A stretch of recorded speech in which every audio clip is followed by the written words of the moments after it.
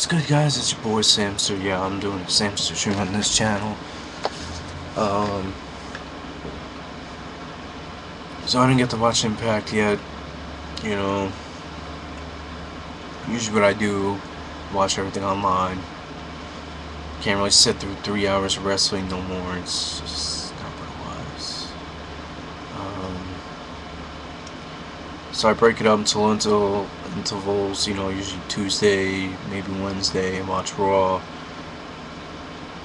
Thursday, I'll watch some Impact, live, and then, finish it, or I'll finish it Friday, Saturday, whatever.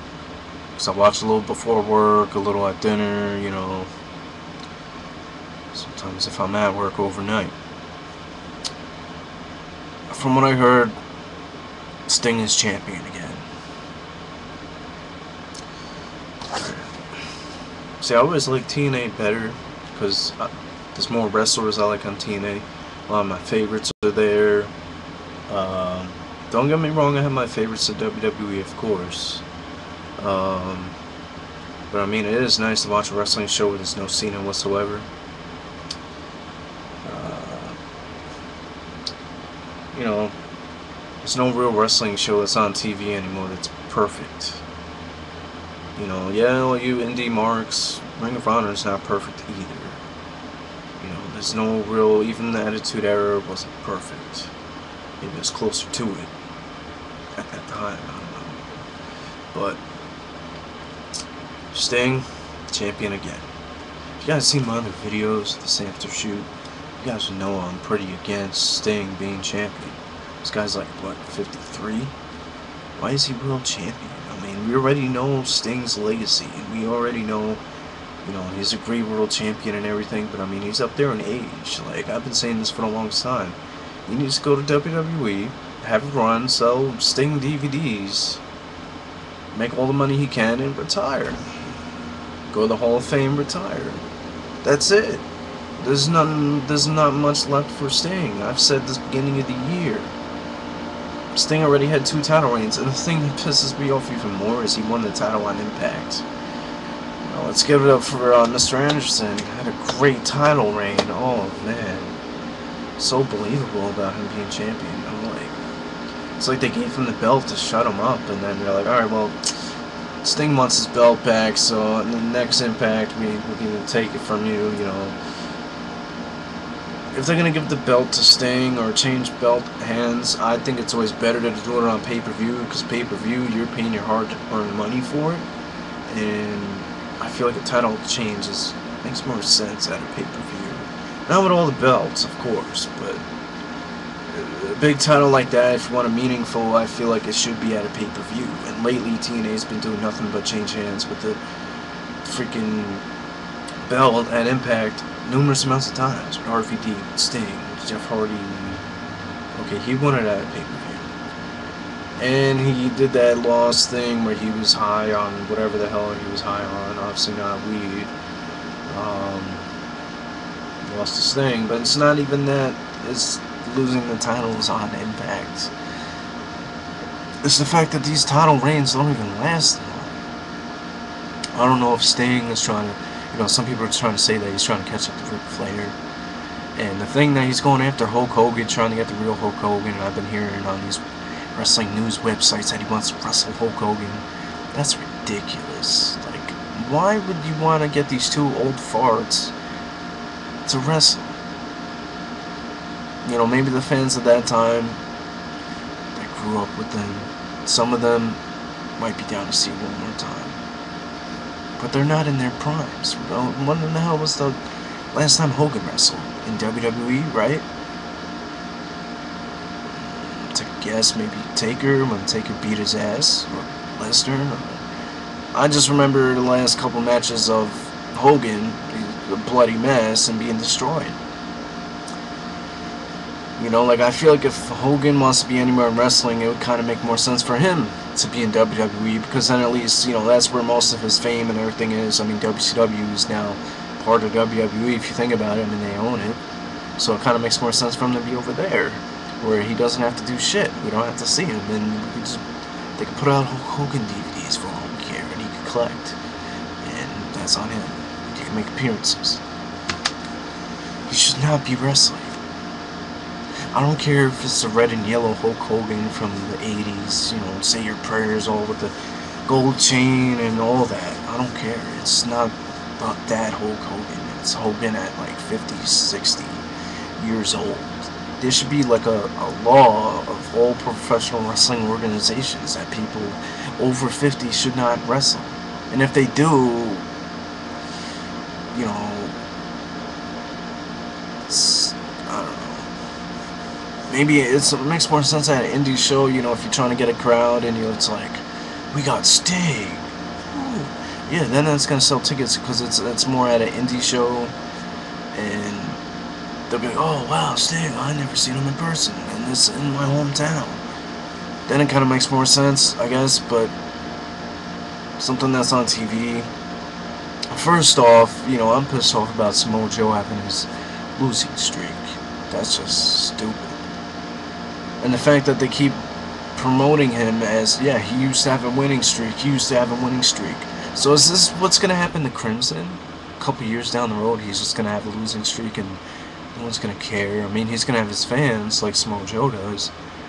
I mean, at Destination X, they had the whole arena behind Joe, and he didn't pull off the win. They should have, you know, like,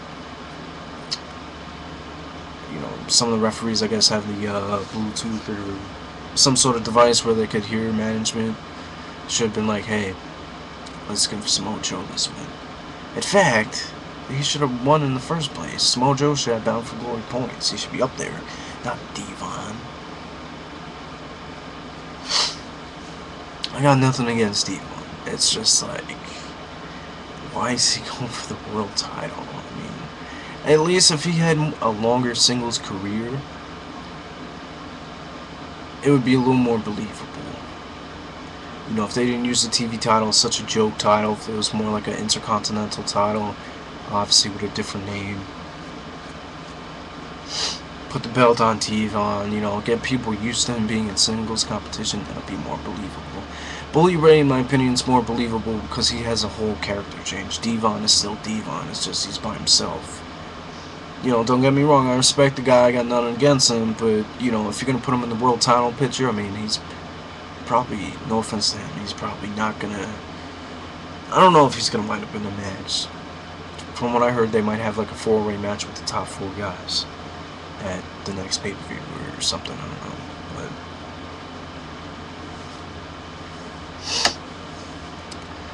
I don't know. I mean, if you were to really expose the hardcore side of Devon, you know, put him against Abyss, stuff like that, to get him over, you know, mix it up, have him do regular matches and have him do more hardcore matches, you know what I'm saying, it'll be more believable.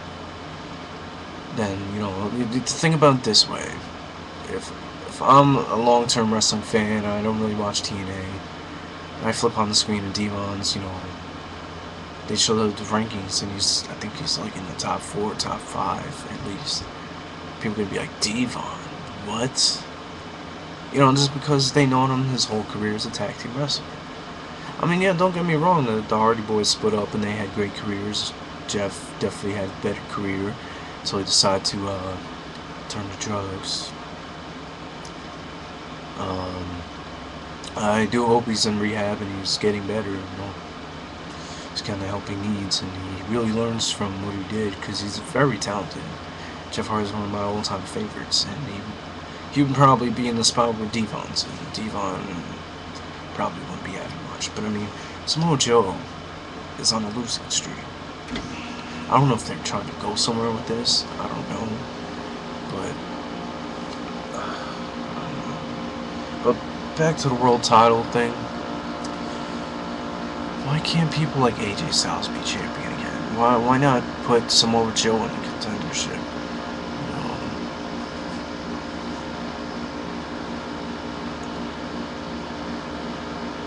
It's really stupid. Like, how long are they gonna go on with this Sting crap? And he doesn't really have long matches. Like, AJ Styles and Christopher Daniels had a match that seemed to be over a half hour long. Maybe 20-25 minutes. at Destination X. You're not gonna see Sting put on a match like that ever again. If you know, I'm sure he had his long matches, but you're just not gonna see that, especially on TNA.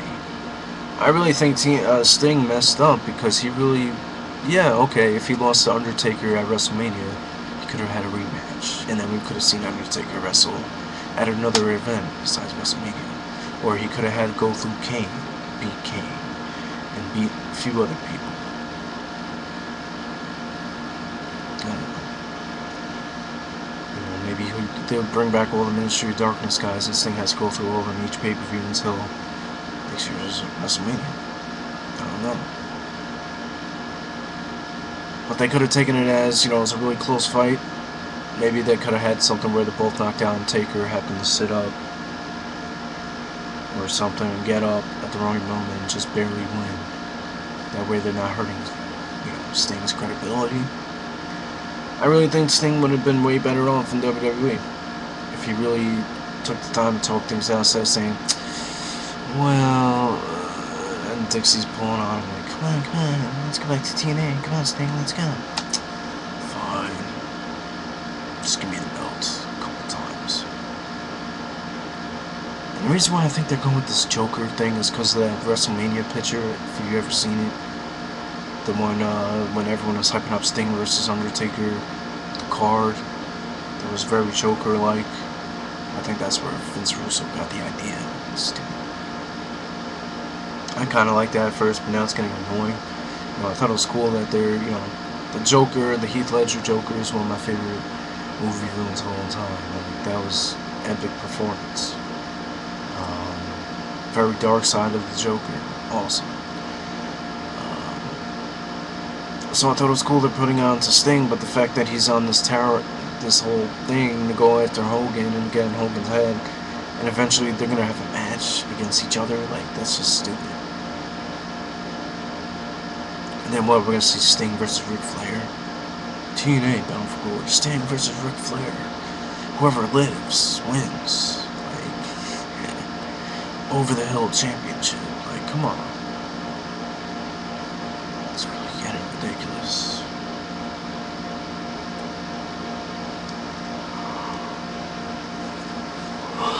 I mean, people like Kurt Angle, even Jeff Jarrett. Fine, I'll take Jeff Jarrett as champion over Sting. Even Bully Ray. You know, you got Abyss, AJ Styles, even Christopher Daniels, start giving him the push to go up there. You know, he's a lot more built and muscular than he used to be. He could definitely be a believable world champion if he really goes up that way. You know, look at my background. I got a TNA background.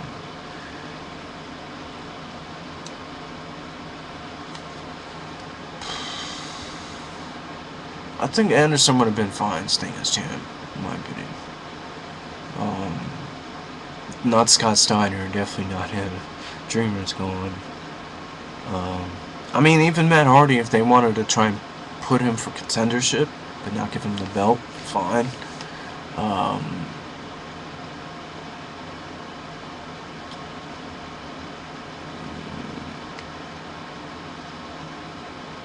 Oh, Matt Morgan should definitely be champion, not Sting. Even, I forget his name.